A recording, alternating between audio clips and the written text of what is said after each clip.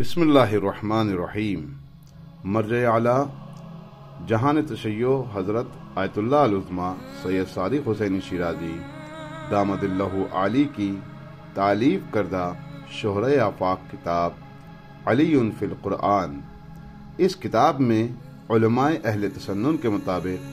700 آیات کو ذکر کیا گیا ہے، جن کا حقیقی مصداق وجود مبارک حضرت امیر المومنین امام علی ابن ابی طالب علیہ السلام ہیں۔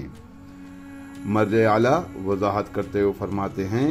کہ اگر اس کتاب میں ان آیات کو بھی شامل کر دیا جاتا جو علماء اہل تشیع کے نزدیک حضرت علیہ السلام کی شان میں نازل ہوئی ہیں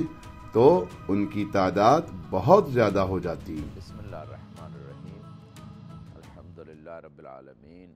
الرحمن الرحیم، والصلاة والسلام علی سید الانبیاء والمرسلین وعلی آلہ الطیبین الطاہرین، اما بعد فقد قال اللہ سبحانہ وتعالی فی کتابہ المجید۔ بسم اللہ الرحمن الرحیم،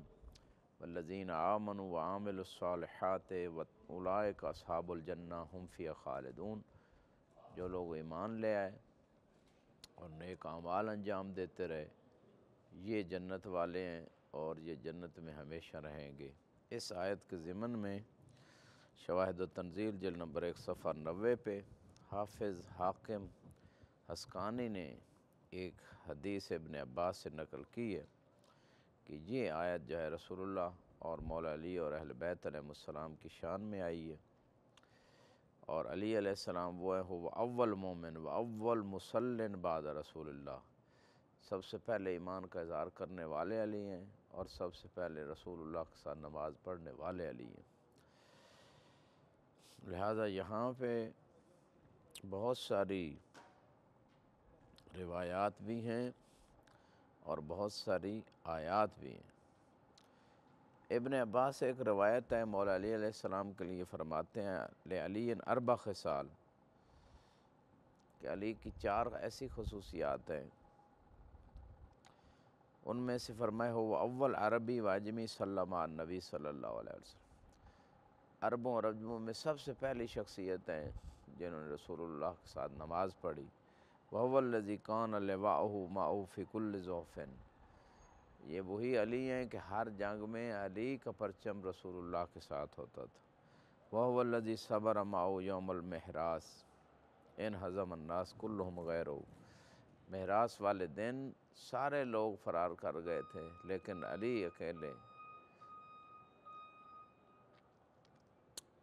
اکیلے رسول اللہ کے ساتھ کھڑے رہے، سب لوگ فرار کر گئے۔ وَهُوَ الَّذِي غَسَّلَهُ وَهُوَ الَّذِي أَدْخَلَهُ قَبْرَهُ، یہ علی ہیں جنہوں نے رسول کو غسل دیا اور یہ علی ہی ہیں جنہوں نے ان کو قبر میں داخل کیا۔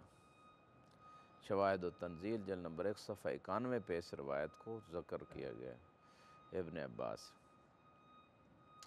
ایک اور آیت جو ہے سورہ بقرہ کی 124 نمبر آیت، امامت کے حوالے سے بہت مہم آیت ہے۔ وَإِذِ ابْتَلَىٰ إِبْرَاهِيمَ رَبُّهُ بِكَلِمَاتٍ فَأَتَمَّهُنَّ، کہ جب ابراہیم علیہ السلام کو ان کے رب نے کچھ کلمات سے آزمائش میں ڈالا تو ابراہیم علیہ السلام نے ان کلمات کو پورا کر دیا۔ قَالَ إِنِّي جَاعِلُكَ لِلنَّاسِ إِمَامًا، تو اللہ سبحانہ وتعالی نے ابراہیم علیہ السلام کے اس امتحان کے بعد فرمایا کہ اے ابراہیم میں تجھے امام بنانے والا ہوں۔ اس آیت کے ضمن میں جناب المعدت میں صفحہ 97 پہ ایک روایت ذکر کی ہے اسکندوزی حنفی عالم دین نے، کہ وہ کون سے کلمات تھے جن کی وجہ سے اللہ نے ابراہیم علیہ السلام کو امامت عطا کی، کون سے کلمات تھے جن کا امتحان پاس کرنے کے بعد ابراہیم علیہ السلام کو امام بنایا گیا۔ ہی الکلمات التی تلقی آدم من ربہ فتاب علیہن، ان کلمات میں کچھ تو ایسے کلمات تھے جو ابراہیم علیہ السلام نے بھی ان میں امتحان دیا، وہ کلمات وہی تھے جو آدم علیہ السلام کو تعلیم دیے گئے، جن کے ذریعے آدم علیہ السلام کی توبہ قبول ہوئی۔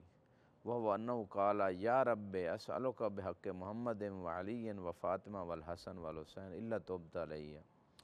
آدم علیہ السلام نے دعا مانگی، پروردگار میں تجھ سے محمد و علی و فاطمہ و حسن و حسین کا واسطہ دے کے سوال کرتا ہوں کہ میری توبہ قبول فرما۔ فتاب علیہ انہ هو التواب الرحیم، اللہ نے آدم علیہ السلام کی توبہ پائنتن پاک کے ناموں کے صدقے قبول فرما لی۔ فقلت یا ابن رسول اللہ فما یعنی بقولہ فاتمہن، تو یہ ابراہیم علیہ السلام کا جو امتحان ہوا کلمات سے، اس میں اتمہن سے کیا مراد ہے؟ کلمات تو پائنتن پاک ہیں جو آدم علیہ السلام کے لیے بھی تھے، ابراہیم علیہ السلام کے لیے بھی انہی کلمات کا امتحان ہوا، لیکن اتمہن یعنی ان کلمات کو پورا کر دیا سے کیا مراد ہے؟ قال یعنی اتمہن الی القائم المہدی، کہ ابراہیم علیہ السلام فقط پائنتن پاک تک نہیں رکے بلکہ قائم مہدی تک چہاردہ معصومین کی عظمت کا اور اقرار کیا اور ان کی معرفت حاصل کی۔ اثنا عشر اماماً تسع من الحسین، وہ جو قائم مہدی تک 12 امام ہیں اور ان میں سے 9 امام جو ہیں، ان میں سے جو 9 امام ہیں وہ مولا حسین علیہ السلام کی اولاد میں سے۔ یہ روایت جناب المعدت میں حافظ قندوزی نے بیان کی ہے۔ اس کا مطلب یہ ہے کہ ابراہیم علیہ السلام کو امامت تب ملی جب انہوں نے 12 ائمہ کی امامت کا اقرار کیا، رسول اللہ سے لے کر فاطمہ سلام اللہ علیہ، یعنی چہاردہ معصومین کی عظمت کا اقرار کیا،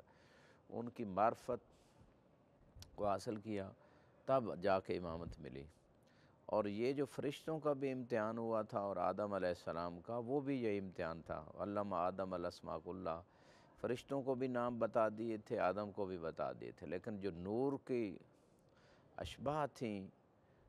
فرشتوں سے بھی کہا گیا کہ یہ بتائیے ان میں سے کون سا نور محمد کا ہے، کون سا علی کا، کون سا فاطمہ کا، حسن حسین چہاردہ معصومین کا، صلوات اللہ علیہم اجمعین۔ اور آدم سے بھی کہا گیا، نام بھی بتا دیے دونوں کو، وہ نورانی شکلیں بھی دکھا دیں، تطبیق کرنی تھی، فرشتوں سے نہ ہو سکی، آدم نے کر دی۔ جب آدم نے کر دی، معرفت میں وہ فرشتوں سے بڑھ گئے، تو اس وجہ سے اللہ نے کہا انی اعلم ما لا تعلمون، فرشتوں میں جانتا ہوں کہ کس کو خلیفہ بنانا ہے۔ تو آدم کو خلافت بھی ملی تو چہاردہ معصومین کی معرفت کے صدقے میں ملی، اس لیے یہ خلافت کے مستحق ٹھہرے فرشتوں کے اوپر، ورنہ فرشتے بھی معصوم تھے، فرشتے بھی خدا کی عبادت کرتے تھے، فرشتوں نے بھی کہا تھا کہ ہمیں خلیفہ بنایا جائے۔ جب اللہ نے اپنے معصوم فرشتوں کو، اہل علم فرشتوں کو، طاعت گزار فرشتوں کو اپنا خلیفہ نہیں بنایا، آدم کو بنایا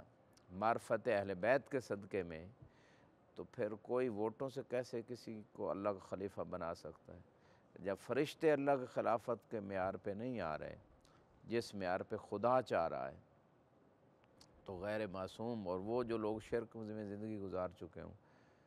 اتنی لمبی زندگی، ان کو خلیفہ کیسے بنایا جا سکتا؟ وہ بھی اللہ کا رسول کو۔ خلیفے کے لیے وہ صفات ہونی چاہیے جس کا خلیفہ بن رہا ہے، خلیفہ جس کا بن رہا ہے وہ عالم ہے اور خلیفے کے پاس علم نہیں، جس کا خلیفہ بنایا جا رہا ہے وہ بہادر ہے اور خلیفہ جنگوں سے فرار کر رہا ہو،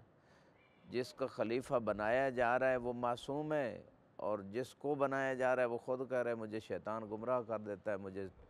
میں ٹیڑھا ہو جاؤں تو ٹھیک کر دے، تو کیسا خلافت اور کیسا خلیفہ، کس کا خلیفہ؟ وآخر دعوانا الحمد للہ رب العالمین۔